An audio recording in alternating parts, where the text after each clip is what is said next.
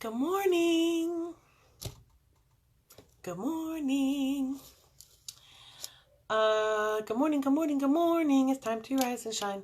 Good morning, good morning, good morning. I hope you're feeling fine. The sun is just above the hill. Another day for us to fill. Do do do do do do do. And don't you know he's calling you? Doodle doo doodle doo doodle doo. Good morning. So it's technically still morning. If you're on the East Coast, it's 11:40. Oh, let me plug this in. So technically it is still morning. Hold on. Espera un momento. Okay. So good morning. It is like a week before Christmas. I am not done with things at all. So I'm not even going to stress about it. And you shouldn't either. This morning's verse is brought to you by Luke 15:7. Okay, but the whole chapter is super good. I'm going to give you the verse, but I'm going to tell you a little synopsis, okay? Okay. Allergies. This is what the verse says. I tell you that in the same way, there will be more joy in heaven over one sinner who repents than over 99 righteous persons who need no repentance. That is the verse. Here is the context. In chapter 15, Jesus is talking like, he does. He is going and doing his ministry and everything.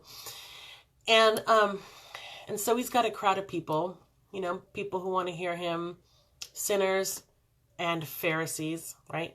The Pharisees are grumbling in the background and they hate him. Like, they hate Jesus because this is a holly injection. I could be wrong, but they hate Jesus because they don't have God, they have power. And that power and that self-righteousness and that power and control over the people is evil and corrupt, in my opinion. And so when Jesus comes, he flips everything upside down on its head. And it threatens the Pharisees' power. And oh my gosh, they don't like that. The Pharisees hate sinners. They look down on people. They're self-righteous, right? So Jesus is talking, and he gives them 3 parables, right? Because he knows who the Pharisees are. He knows what's in their heart. So he gives them 3 parables in chapter 15. And the 3 parables are one about the lost sheep. And it says that, who among you, like if you have a lost sheep, don't leave the 99 in the field and go get your lost sheep. And then you come back and you tell your neighbors and your friends, hey, rejoice with me. Like, I got my sheep back. And then the second one is the woman and the lost coin. And he says, how many women, and this also in the notes, it said, this parable is indicative that there were actually a lot of women that followed him and listened to him and stuff, which why wouldn't there be? The Bible, side note, but the Bible is full of lifting and protecting and promoting women. From even the Old Testament, when men would marry or maybe do something if they wanted to leave their wife, and then their woman was like just left there, and in those cultures, that was it. They were like destroyed. But in the Old Testament, God said, no, if you do A, B, and C, you are required to give her money. You're required to give her land. You're required to give her all these things so that she can be independent. Know your context. First, people who saw Jesus in his resurrected body, who found him, a woman. Let's move on. So women, second parable. She loses a coin and she goes and lights her lamp and searches her house and she finds her coin. And then she goes and tells her friends and neighbors, hey, rejoice with me, I found my coin. She's all excited. And this is the third one, is the parable of the prodigal son. Now, listen, I'm going to pause. I've talked about Keith Green before, okay? Please do a favor and go out and pull up The Prodigal Son by Keith Green. It's like 12 minutes long, okay? But the music is so good. And the song, I cry every time I listen to it because it's so like, I just love it. But the third parable that Jesus talks about in chapter 15 is the parable of the prodigal son. And the reason he's giving these parables, by the way, is because he knows that the Pharisees hate sinners and that they're angry and grumbling at Jesus and they're like looking down at people. He knows what they're doing to the people. And so he's trying to give these examples of the heart of the Father and how God feels about sinners and the lost, right? And it's totally different than how the Pharisees are like, So he gives these examples of rejoicing over the lost, whatever. So that's the verse, that there's more rejoicing in heaven over one sinner who repents than over the 99 righteous that don't need repentance, right? So the prodigal son, though, here's the piece I want to give you, because, I read my verse and then I read the chapter and I read the notes. So I was reading, I was reading, and I read the verse, and then I went back and I read the whole chapter. But before I read the chapter, I have these little, I'm going to show you. I don't know if you can see it. On the bottom, I have these little notes, right? And it tells you in like it gives you little notes on the different verses. And so I will read all of the notes for that chapter 15. I'll just read all the notes to see what they say. So I did that. And I read the chapter, and I got to the end, and when it started to go through the parable of the prodigal son, I was like, oh, yeah. The prodigal son is like, it's so good. Go listen to Keith Green. Please. Keith Green, prodigal son. Make a note. But here's the thing that I wanted to give you. Because I've been the prodigal, okay? So I love the prodigal son because the heart of the Father running towards me as I come back from like my lost and ridiculous ways makes me cry. I love it, right? But the piece that I was like, I hadn't thought about that. I'm going to read to you. Let's see. So basically, this guy has these two sons, and the younger one goes and he tells his father, I want all of my inheritance. And the father gives it to him. And he goes and he just squanders it on prostitutes and drunkenness and wicked living. And one day when the money ran out, all his friends were gone. And he was starving and hungry, and he was starving and hungry, and he went to, he was working in a field feeding pigs on a farm. And he was going to eat the slop that the pigs were eating. And he was like destitute, just broken. And so he all of a sudden came to his senses, and he was like, the servants in my father's house eat better than this. They eat good bread. They have a nice warm place to sleep. I'm going to go back to my father, and I'm going to tell him I'm not worthy to be your son, but if you'll let me be one of your servants, I will serve you, So he leaves with whatever he was wearing, and he starts his way home.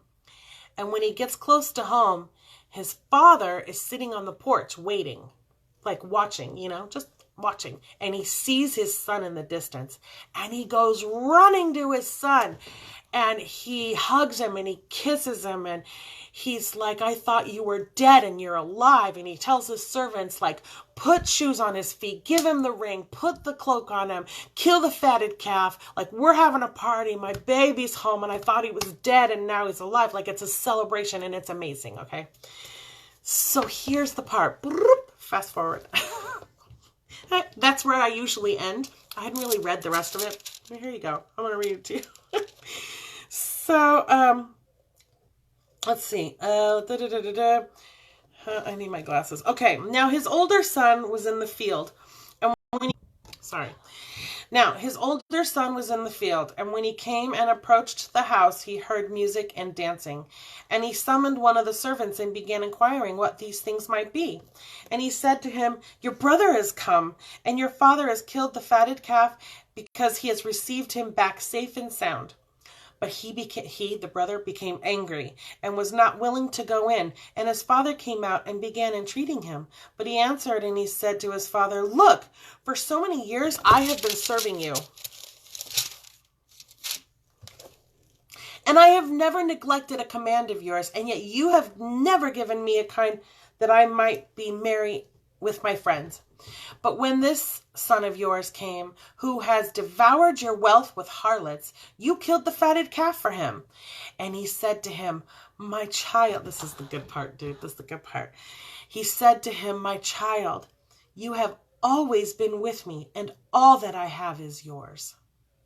And all that is mine is yours. But we had to be merry and rejoice, for this brother of yours was dead, and now he has begun to live, and was lost and has been found." Look, I've made a couple notes.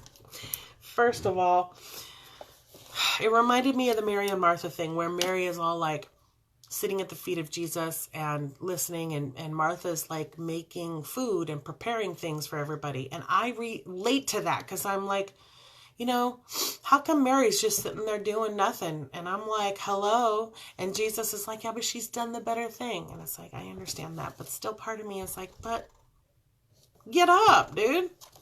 But that's not right. Okay. But here, this is the thing. The good son was mad. He was envious. He was upset that his lost brother had gotten this like big party, right? And the father says, but here's the thing.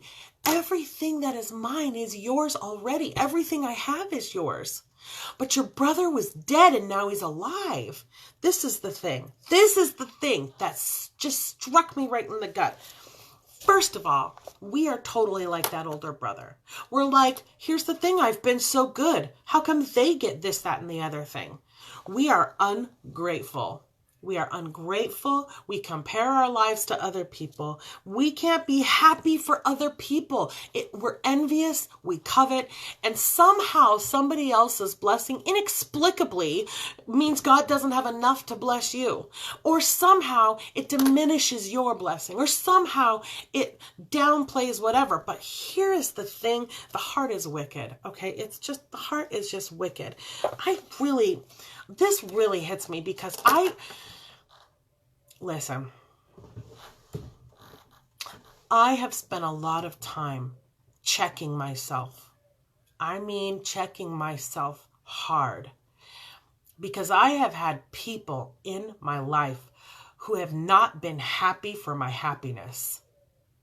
I have had friends who just were so filled with like unhappiness that they just spat fire and poison at every single happy thing that I had, or looked for faults in all of my happiness or all of my stuff. And it has hurt me. Because of that, I have spent a lot of time, anytime someone gets something wonderful and like my humanity goes, oh, well, yay for you, I check it fast. I mean, boom, I hit myself hard and I just go, oh, no. I'm so happy for them. Seriously. Sorry. I just think it's amazing.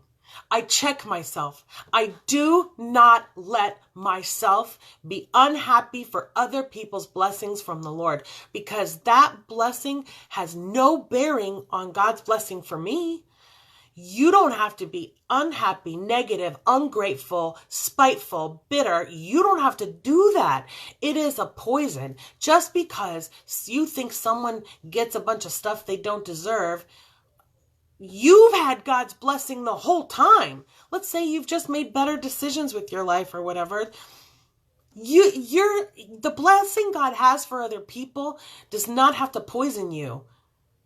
I just seriously, when the brother was like, I've been here this whole time. I've done everything that you said. And somehow, inexplicably, he gets this big, huge party. He spent all your money on harlots.